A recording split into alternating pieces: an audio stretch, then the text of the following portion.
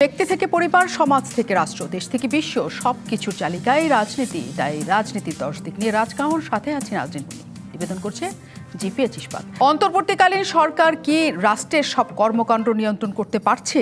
এমন প্রশ্ন উঠছে। নানা দাবি, অস্থিরতা, প্রশাসন আর আইন শৃঙ্খলা বাহিনীর এখনো পুরো সক্রিয় না হয়ে ওঠায় এই প্রশ্নকে আরও জোরদার করেছে।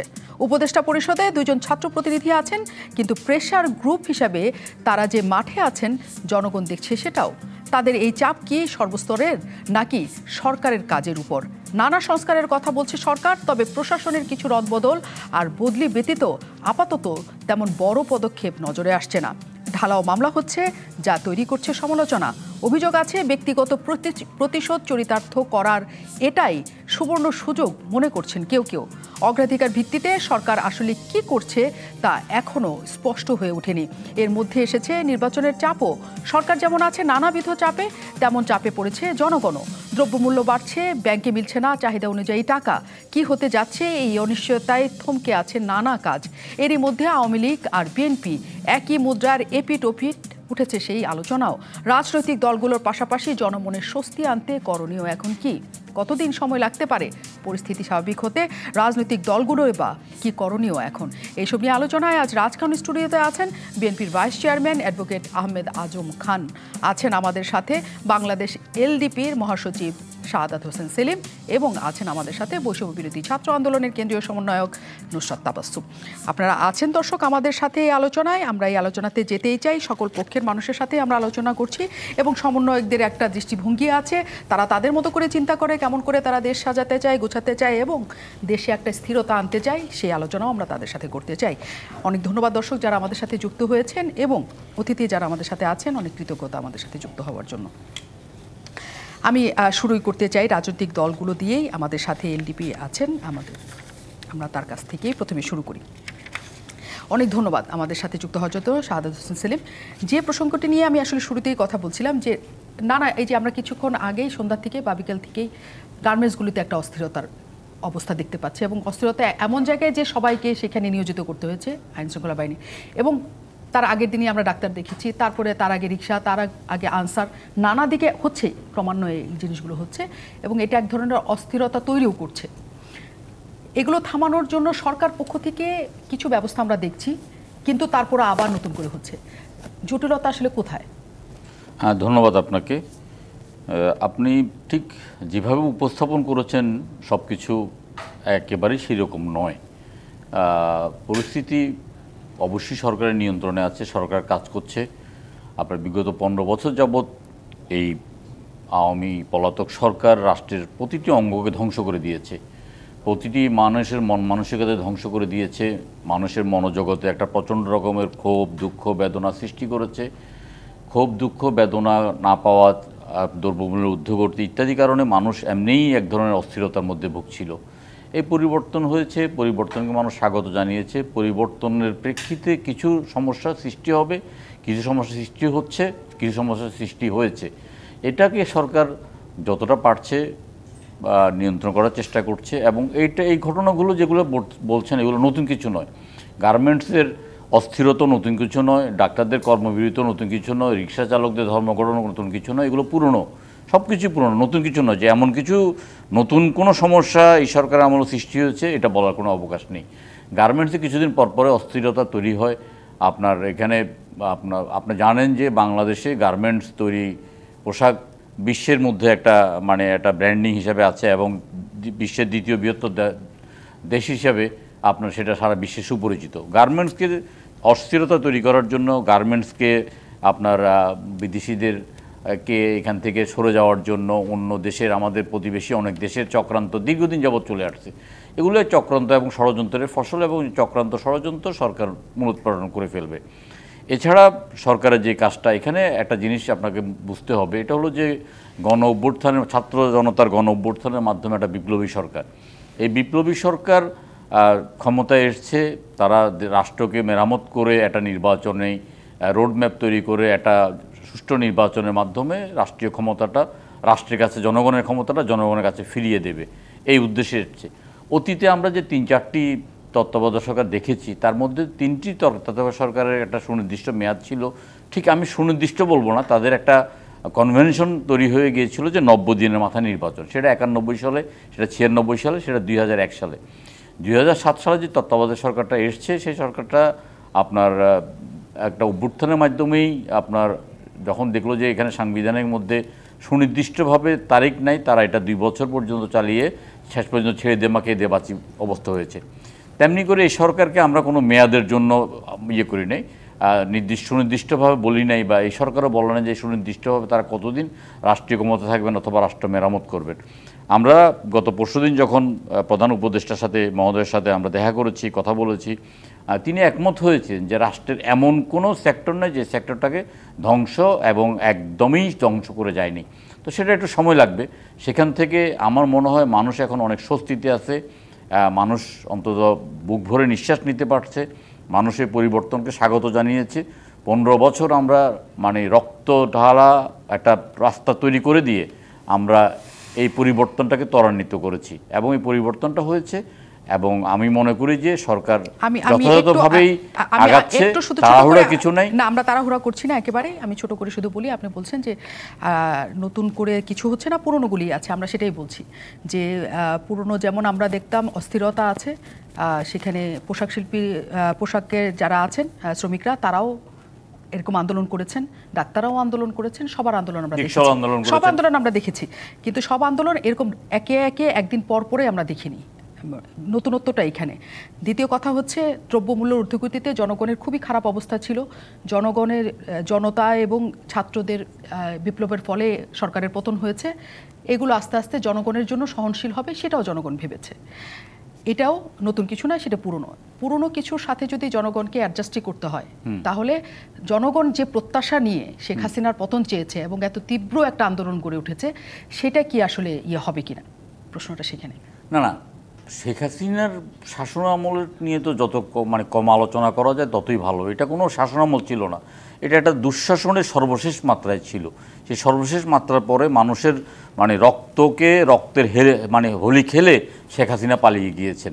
তো এখানে আপনি যেটা বলতে চাচ্ছেন যে রাজনৈতিক দলগুলোর যে অবস্থানটা অথবা আন্দোলনের যে ইয়েটা, সেখানে এই যে সরকারের পক্ষ থেকে বলা আগেই বিভিন্ন জন বলা শুরু করেছে যেখানেই কর্মবিরতি সেখানে নিয়োগ বিজ্ঞপ্তি। আমরা বারবার বলেছি যে এখন দাবি উত্থাপনের সময় নয়, আপনারা 15 বছর কথা বলতে পারেন নাই, 15 দিনে সব দাবি আদায় করে ফেলবেন, সেটা হতে পারে না। এটা একটা চক্রান্ত, এটা একটা ষড়যন্ত্র। এটা এখানে সরকারের সুবিধাভোগী যারা আছেন তারা নানাভাবে এই সরকারকে বিতর্কিত করার জন্য, বিব্রত করার জন্য বিভিন্ন কথা বলছেন, কিন্তু তারা ভুলে গিয়েছেন যে গত 15-17 বছরে তারা কোনো কথা বলতে পারেন নাই। গুম, খুন, হত্যা, রাহাজানি, জেল, জুলুম, জরিমানা এমন কোনো কিছু নাই যেটা আমাদেরকে সহ্য করতে হয়নি। সেখান থেকে তো যেমন সরকার একজন উপদেষ্টা বলেছেন যে কর্মবিরতি করলে 3 দিনের মধ্যেই নতুন নিয়োগ বিজ্ঞপ্তি। এটাকে আমরা স্বাগত জানাই, কারণ আমরা রাজনৈতিক দল হিসেবে জনগণের কাছে অ্যাপিল করেছি, আমরা 15 বছর আপনাদের আপনাদের জন্যই আমরা আন্দোলন করেছি, আপনাদের জন্য আমরা বুকের তাজা রক্ত ঢেলে দিয়েছি, আপনাদের জন্যই আমরা গুম খুন হয়েছি। একটু সময় দেন, একটু সময় দেন। বারবারই বলা হচ্ছে, কিন্তু তারপরে আমরা প্রতিনিয়ত এটা দেখতে পাচ্ছি। আমি নিশ্চয়ই একটু কম দেখবেন এখন থেকে, আপনি প্রতিনিয়ত কম দেখবেন, একটু কম দেখবেন, আমরা নিশ্চয়ই একটু কম দেখতে পাবো। আমাদের সাথে নুসরাত তাবাসসুম আছেন, অনেক ধন্যবাদ নুসরাত আমাদের সাথে যুক্ত হওয়ার জন্য। এবং যে কথাটি আসলে ছাত্রদের উপরেই তো সবচেয়ে বেশি আস্থার জায়গা মানুষ রেখেছে, কারণ রাজনৈতিক দলের 15 বছর তারা চেষ্টা করেছে, কিন্তু এই মানুষের এত সাড়া তারা ফেলতে পারেন নাই। সেই আস্থা থেকে আপনাদের দুজন আছেন সরকারে এবং আপনারা হচ্ছেন প্রেশার গ্রুপ হিসেবে বাইরে কাজ করছেন। এই প্রেশার কি সরকার কোনো খারাপ কাজ করলে তাকেও এক ধরনের প্রেশারে রাখা হবে, বা বাইরে যারা খারাপ কাজ করতে চাবে তাদেরও প্রেশারে রাখা হবে, রাজনৈতিক দলগুলো যারা বাইরে আছে তাদেরও খারাপ কাজ করলে তাদেরও প্রেশারে রাখা হবে, এমন নাকি কোনো নির্ধারিত আপনাদের জায়গা আছে? প্রেশার গ্রুপ হিসেবে ছাত্ররা থাকবে, একই সঙ্গে আমরা ওয়াচডগ শব্দটাও ব্যবহার করেছিলাম, পাহারাদার। আর অবশ্যই যারা এখানে খারাপ কাজ যাদের হাত দিয়ে আসবে, আমরা তাদের উপরে প্রেশার ক্রিয়েট করার চেষ্টা করব। এবং আমরা শুধু ছাত্ররা না, ছাত্র জনতা তাদের প্রতি প্রেশার তৈরি করার চেষ্টা করবে। ইনফ্যাক্ট যে ঘটনাগুলো দেশে ঘটছে এগুলো নিয়েও আমি আসলে পুরোপুরি ব্যাপারটাকে আমি নেগেটিভভাবে দেখতেও রাজি না।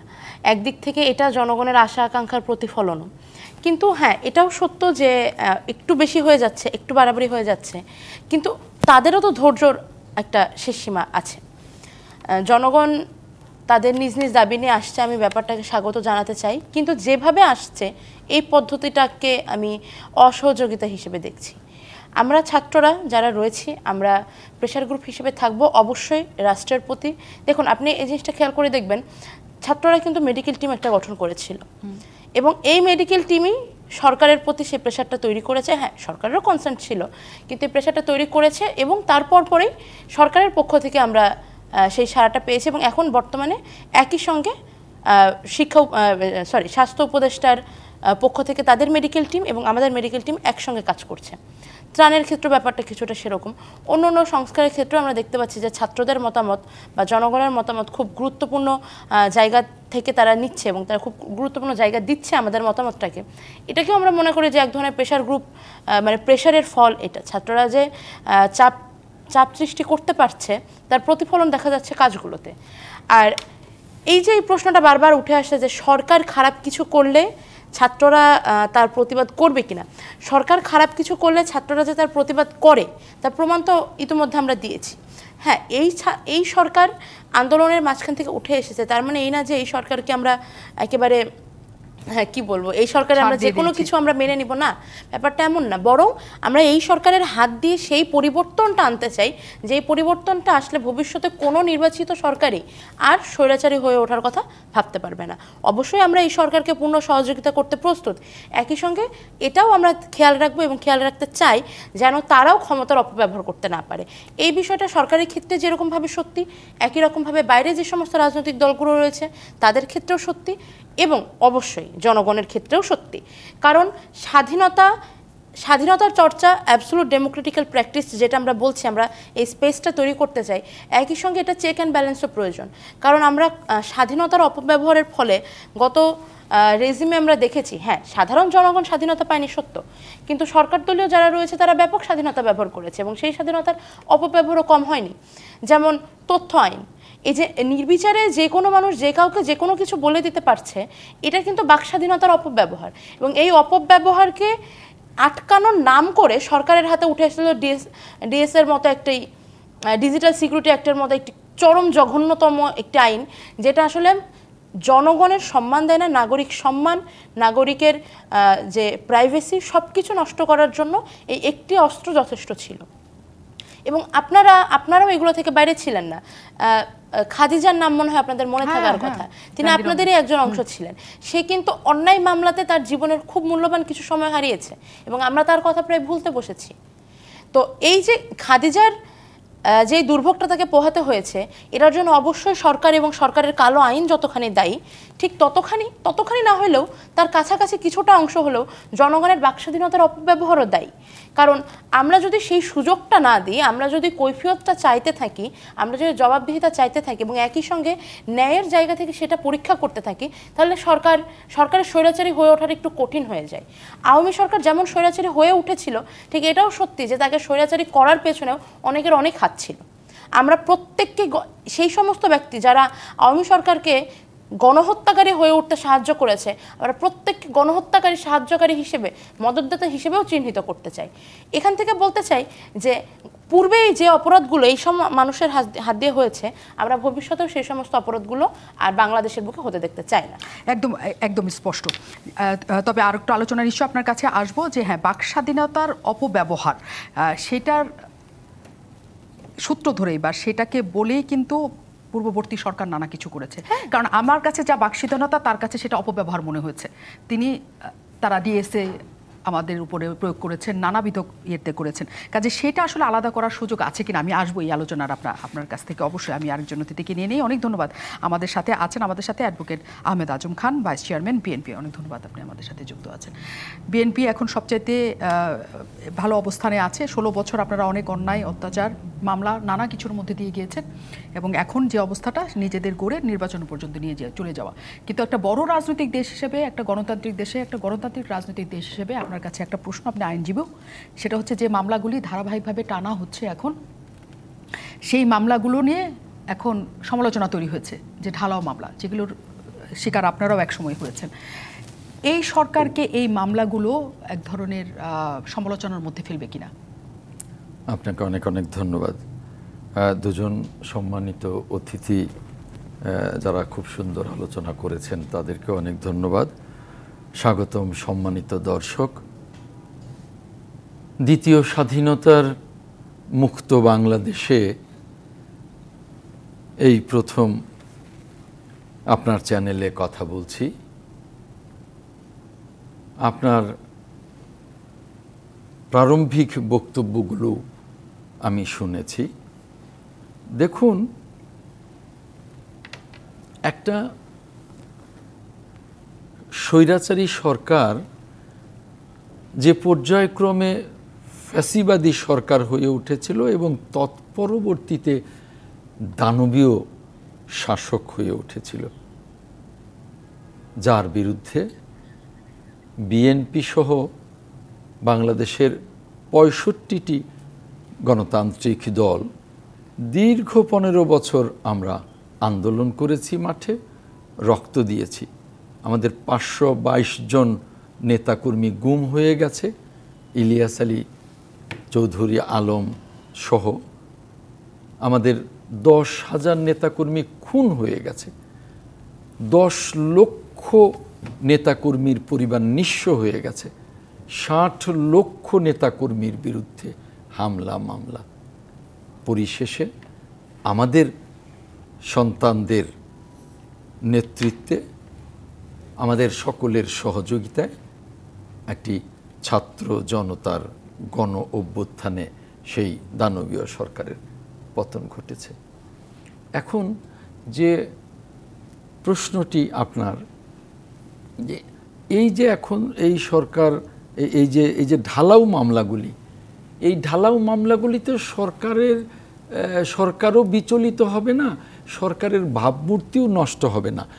যারা ঢালাও মামলা শুরু করেছে, আমরা তো ১৫ বছর হামলা মামলায় নির্যাতিত ৬০ লাখ নেতাকর্মী।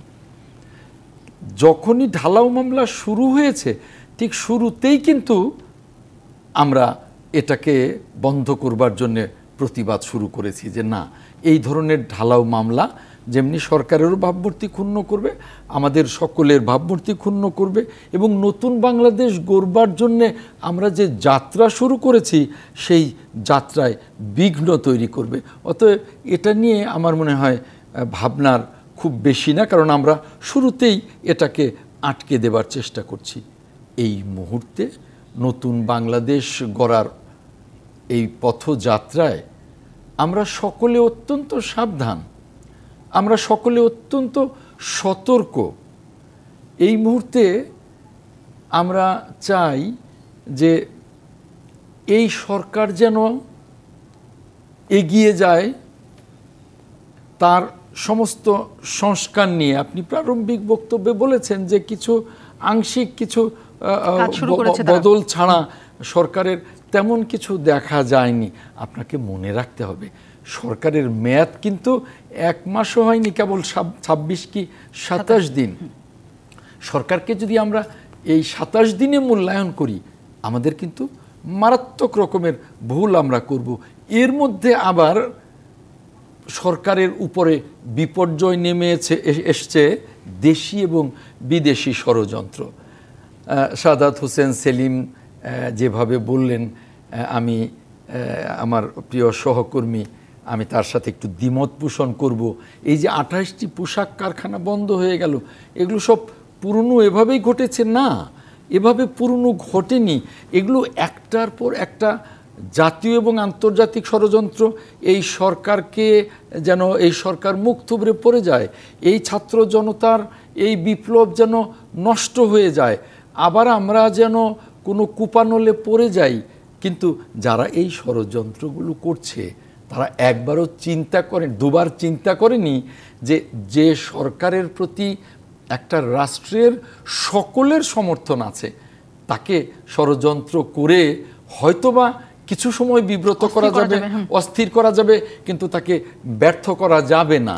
কাজেই এ ব্যাপারে আমরা অত্যন্ত সতর্ক, এবং আমরা সরকারের পাশে যেমনি ছাত্ররা আছে, যেমন আমার সন্তান তুল্য তাবাসসুম যেমন বলল যে আমরা প্রেশার গ্রুপ হিসেবেও কাজ করব, আবার আমরা সরকারকে সহযোগিতা করব। একদম আমরাও এই সরকারকে সহযোগিতা করবার জন্যে আমরা সকল রাজনৈতিক দলই কিন্তু, যারা দেশপ্রেমিক রাজনৈতিক দল, আমরা কিন্তু, আমি একটু শেষ করব, আমরা কিন্তু ঐক্যবদ্ধ আছি। আপনি একটা কথা বলেছেন যে অনেকেই নাকি বলে থাকেন যে আওয়ামী লীগ আর বিএনপি, এই আলোচনাটাই আমি আপনার কাছে আসবো, একটু বড় আলোচনা।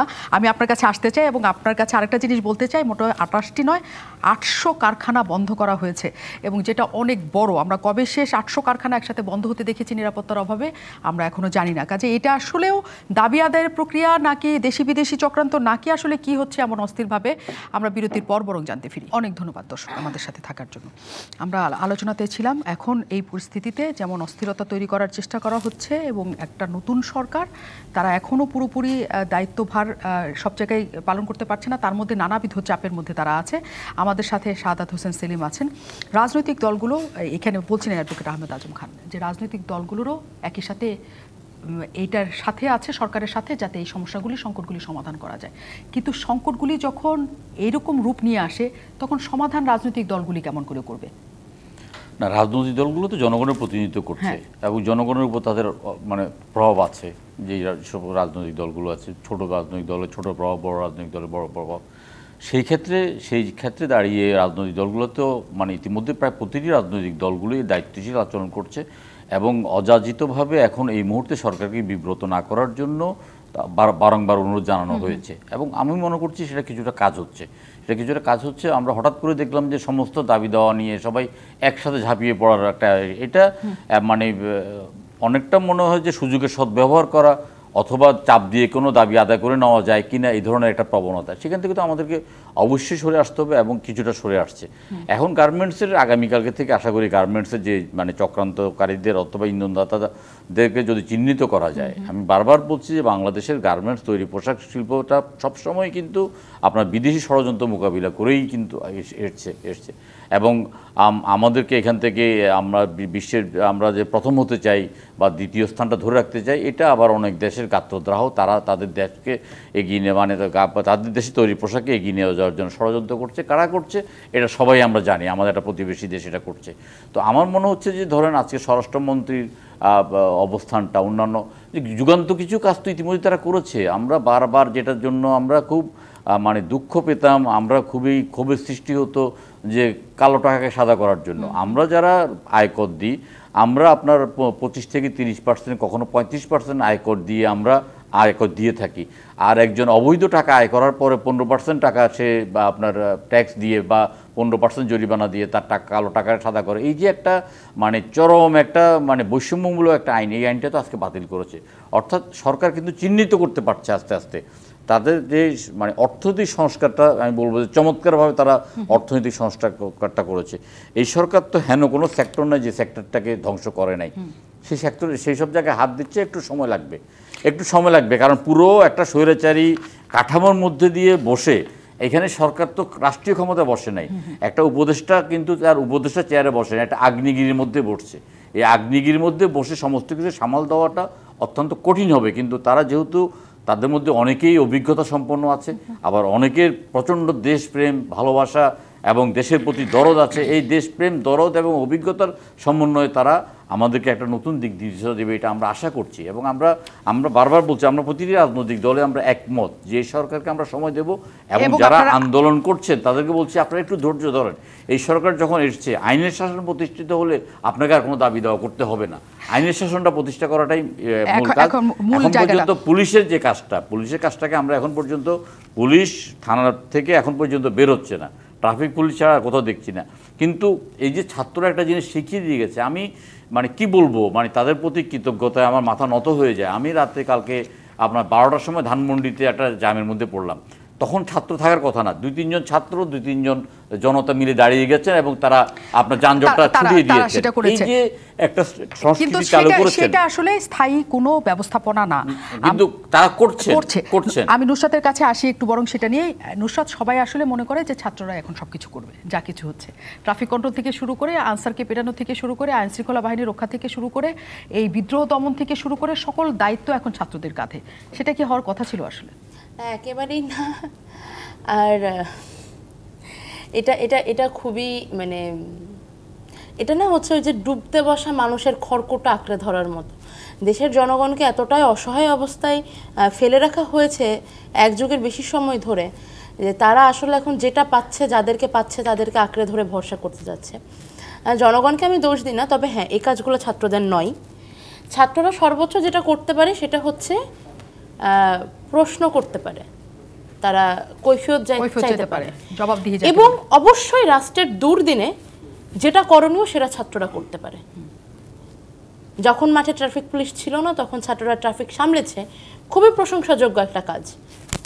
এবং রাষ্ট্রের প্রয়োজনে ছাত্ররা যে কোনো ভূমিকা অবতীর্ণ হতে পারে, এটা অবশ্যই স্বীকারযোগ্য এবং ছাত্ররা এই কাজটা করবে। তার মানে এই নয় যে যাদের আসলেই কাজগুলো করার কথা তারা সেই কাজগুলো ছাত্রদের কাঁধের ওপরে কাঁধে বন্দুক রেখে করিয়ে নিতে পারবে, কিংবা ছাত্রদের আড়ালে দাঁড়িয়ে কাজগুলো করে নিতে পারবে। দুটো রাস্তাই খোলা আছে তাদের কাছে, কিন্তু আমরা দুটো রাস্তায় বলতে চাই যে দুটো রাস্তায় কোনোটাতেই ছাত্রদের সমর্থন নেই। ছাত্ররা রাষ্ট্রের প্রয়োজনে কাজ করবে অবশ্যই, কিন্তু সেই প্রয়োজনটা ততদিন যতদিন না দায়িত্বশীলদের হাতে কাজগুলো অর্পণ করা যাচ্ছে। আমি মনে করি দেশবাসী এবং ছাত্ররা সবাই চায় অতি দ্রুত দায়িত্বশীলরা তাদের কাজে সর্বশক্তি নিয়োগ করুক। হ্যাঁ, পরিস্থিতি বিশেষে সেটা একটু কঠিন হয়ে যাচ্ছে। যেমন স্যার যেরকম বলছিলেন যে আইন শৃঙ্খলা রক্ষাকারী বাহিনী এখনও মাঠে নেই, তাদের ট্রমাটিক জায়গাটা, তাদের ট্রমার কনসার্নটা আমি বুঝি, তাদের জায়গাটা আমি বুঝি, কিন্তু তাদের পেশাগত দায়িত্ব যেটা সেটার প্রতি সম্মান রেখে তাদের অবশ্যই পূর্ণ শক্তি দিয়ে বর্তমানে তাদের কাজে ফিরে আসা উচিত। কারণ তাদের কাজটা তাদেরই করার কথা, সেই কাজটা ছাত্ররা যত দ্রুত সেই কাজের দায়িত্বগুলো তাদের হাতে ফেরত যাবে তত দ্রুত রাষ্ট্র সঠিক পথে চলে আসবে। এবং যার যার কাজ শেষে যদি চলে আসে তাহলে এত কাজের চাপ একজনের উপর বা একমুখী হয় না, তখন অনেক সংকট নিশ্চয়ই সমাধান হয়। অ্যাডভোকেট আহমেদ আজম খান, আপনি প্রশ্নটা রেখে গিয়েছিলাম আমরা আপনার কাছে যে হ্যাঁ, ছাত্ররাও এবং অনেকেও মনে করতো যে রাজনৈতিক দলগুলি মুদ্রার এপিটোপিট, বিশেষ করে আওয়ামী লীগ এবং বিএনপি, এই যে একটা অনাস্থার জায়গা, যেহেতু 15 বছর যাবত আপনাদের দেখে নাই এবং আওয়ামী লীগকে দেখেছে, আপনাদের আগের ঘটনা নিশ্চয়ই তারা জানে, এই অনাস্থাটুকু আপনারা আস্থার জায়গায় নিয়ে আসার জন্য কি করবেন এখন? দেখুন, আমি তার আগে একটু অ্যাড্রেস করতে চাই আমার সম্মানিত আলোচকদের আলোচনার, যে এই যে দাবি দেওয়ার নামে ষড়যন্ত্র, এই সরকার কিন্তু দাবি দেওয়া মেটানোর সরকার নয়। এই সরকারটি এসছে মৌলিক কিছু সংস্কার করে গণতন্ত্রের পথে এই দেশটাকে অগ্রসর করবার জন্যে একটি অবাধ এবং নিরপেক্ষ নির্বাচন দিয়ে চলে যাবে। কাজেই এটা দাবি দেওয়া সরকার না, এবং যারা এই দাবি দেওয়া নিয়ে মাঠে নামছে তারা কিন্তু আসলে দাবি দেওয়ার জন্যে না, আসলে এই যে আরেকটা কথা সাদাত হোসেন সেলিম বলেছেন যে পাশের দেশ বারবারই ষড়যন্ত্র করেছে আমাদের পোশাক শিল্পকেই করতে, আমি এর সাথেও দ্বিমত পোষণ করি। আমি মনে করি যে এটা আংশিক সত্য। পতিত স্বৈরাচার এই দেশটাকে অস্থিতিশীল করবার জন্যে এবং এই সরকারকে অকার্যকর করবার জন্যে এটা তাদের অনেক বড় বাজেট, যে একবার জুডিশিয়াল কু, একবার আনসার বিদ্রোহ, একবার পোশাক শিল্পের শ্রমিকদের দিয়ে বিদ্রোহ, একটার পর একটা বিদ্রোহ করে এই সরকারকে অকার্যকর করবার একটা অপচেষ্টায় লিপ্ত। পাশের দেশের বিষয়টাকে আমি ইগনোর করছি না, এটা আংশিক, বাকি আংশিকটুকু এই পতিত স্বৈরাচারের ষড়যন্ত্র, যে কারণেই কিন্তু আজকে সরকারকে নানাবিধ সমস্যা মোকাবেলা করেই এগুতে হচ্ছে। এখন আপনার যে প্রশ্নটা যে আওয়ামী লীগ এবং বিএনপি মুদ্রার এপিঠ বা উপিঠ কিনা, আজকে এই প্রশ্নটা যারা করে তারাও এক ধরনের ষড়যন্ত্রকারী। যে বিএনপি গত 15 বছর না, গত 17 বছর এত রক্ত দিল, এত ত্যাগ তিতিক্ষা কিসের জন্যে? একটা গণতান্ত্রিক সমাজ প্রতিষ্ঠার জন্যে। এত গুম খুন হত্যা নির্যাতনের শিকার হলো কিসের জন্যে? একটি গণতান্ত্রিক সমাজ প্রতিষ্ঠার জন্যে। আর এই 17 বছর পরে বিএনপিকে যদি আওয়ামী দানবীয় শাসন ব্যবস্থার উপিঠ বলা হয়, যারা বলে তারা ষড়যন্ত্রকারী। একেবারেই দেশটাকে তারা অকার্য করবার জন্যে ষড়যন্ত্র করছে, যে বিএনপিকে আমরা যদি আওয়ামী লীগের অন্য পিঠ বানিয়ে ফেলতে পারি তাহলে আমাদের ষড়যন্ত্রটা পাকাপুক্ত হয়। কিন্তু আপনি যে কথাটা বলছেন যে বিএনপি এই জায়গা থেকে গ্রহণযোগ্যতা পাবে কি করে, বিএনপি যে জনগণের কাছে একটি গ্রহণযোগ্য দল, সেই কথা তো আমরা প্রমাণ করে দিচ্ছি প্রতিনিয়ত। আজকে সরকারের যে বক্তব্য, আমাদের সেই বক্তব্য, কারণ আমরা সকলে দেশপ্রেমিক, আমাদের বক্তব্য মিলে যাবে। আজকে ছাত্র আন্দোলনের যে বৈষম্য বিরোধী ছাত্র আন্দোলনের যে বক্তব্য, আমাদের বক্তব্যের সাথে মিলে যাচ্ছে, কারণ দেশপ্রেম এক। সেই জন্যে আমরা চাই একটা নতুন বাংলাদেশ। আমাদের 31 দফা দাবিতে আমরা বেশ কয়েক বছর আগেই এই কথাগুলো, আজকে যে কথাগুলো উঠে এসছে, এই কথাগুলো আলোচনা করেছি। এবং আজকে আরেকটা কথা উঠে এসছে যে সংবিধানের পুনর্লিখন জরুরি কিনা, এই কথাটা উঠে এসছে।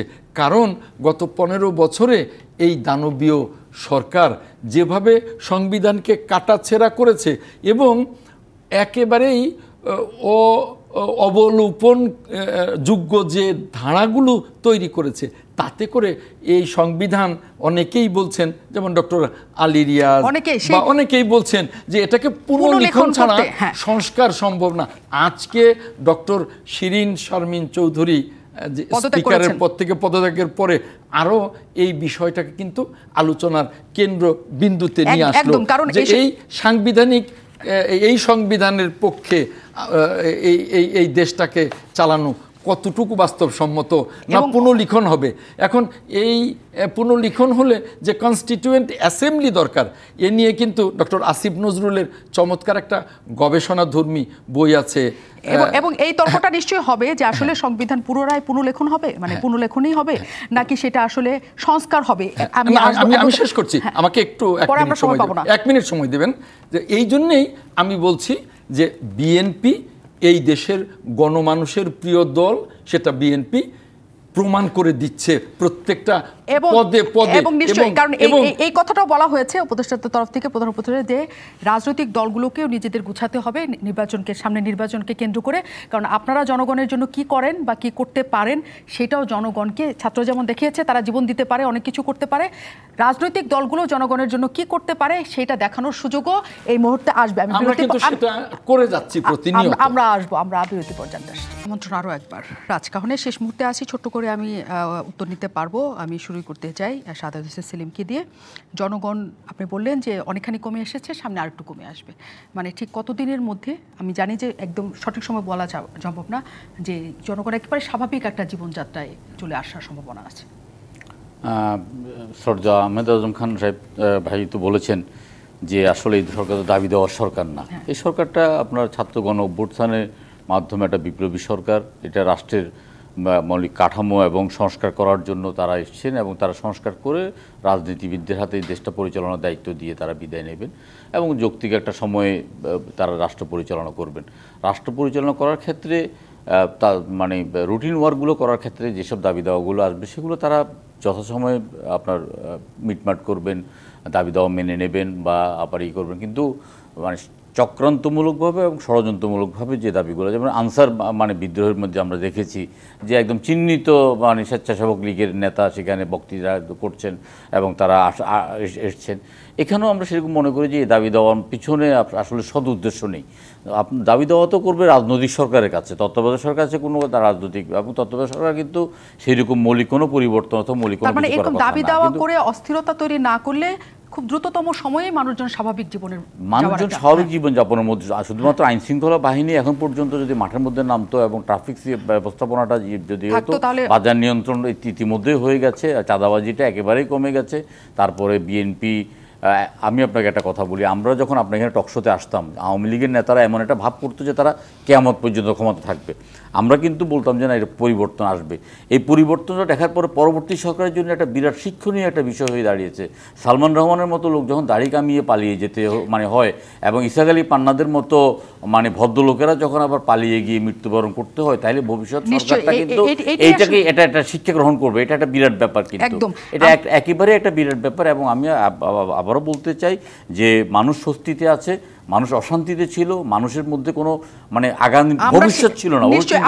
এখন মানুষ কিন্তু আশাবাদী, আমি কিন্তু আমার সন্তানের জন্য একটা বাসযোগ্য দেশ রেখে যেতে পারবো, আমার সন্তানরা কিন্তু সেটাই আদায় করে গেছে। সেটাই জানি যে মানুষজন আসলে নতুন করে আশাবাদী। তো আপনি যে কথাটা বলেছেন যে সবাই যে বিদ্রোহ করছে তা না, মানুষ আসলে দাবিও করছে, কারণ রাজনৈতিক দলের কাছে না পেয়ে পেয়ে তারা এমন হয়েছে যে তারা মনে করছে এই সুযোগে আমরা দাবিগুলো যদি আদায় করতে পারি। কিছু সংখ্যক তো তাও আছে, কিন্তু আপনাদের মেসেজটা তাদের প্রতি কি, বা এখন স্থির হওয়ার জন্য দেশটাকে আপনাদের কি লাগবে? সুযোগ খোঁজাটা উচিত হচ্ছে না, এই সুযোগে করে ফেলতে হবে, এই চিন্তাটা বাদ দিলে আমার মনে হয় যে যথেষ্ট হবে দেশে শান্তি ফেরার জন্য। কারণ দেশের সবগুলো কাজ যদি সিস্টেমেটিক্যালি হয়, সবাই সবার দায়িত্ব ঠিকভাবে পালন করে, তাহলে আলাদা করে সুযোগ খুঁজতে হবে না যে কোন সময়ে দাবিটা তুললেই আদায় হয়ে যাবে, এই সুযোগটা খোঁজা লাগবে না। সবগুলো কাজ ঠিকঠাক মতো হতে থাকলেই সবার দাবি দেওয়া পূরণ হয়ে যেতে পারে। বরং সুযোগ খোঁজাখুঁজি বন্ধ করে সরকারকে তার কাজটা করতে দিলে এগুলো আরও বেশি দ্রুত সময়ের মধ্যে সমাধান হয়ে যাবে বলে আমার মনে হয়। একদম। এবং যে কথাটি গতকালই ব্যবসায়ীদের একটা বৈঠক ছিল, তারা ভয়ে বলছে না কারা চাঁদাবাজি করতে আসে, কিন্তু তারা প্রতিদিন 1 থেকে 1.5 কোটি টাকা শুধু কারণ বাজারেই তারা চাঁদা দেয়, মানে দেয়। দেখুন, আপনি আমার কথা যদি বলেন, আমাকে যদি 1 মাসে বা একটা দিনে বা যে কোনো একটা সময় আমাকে যদি 1 কোটি টাকা চাঁদা দিতে হয়, তাহলে আমি তো অবশ্যই তার নামটা বলতাম।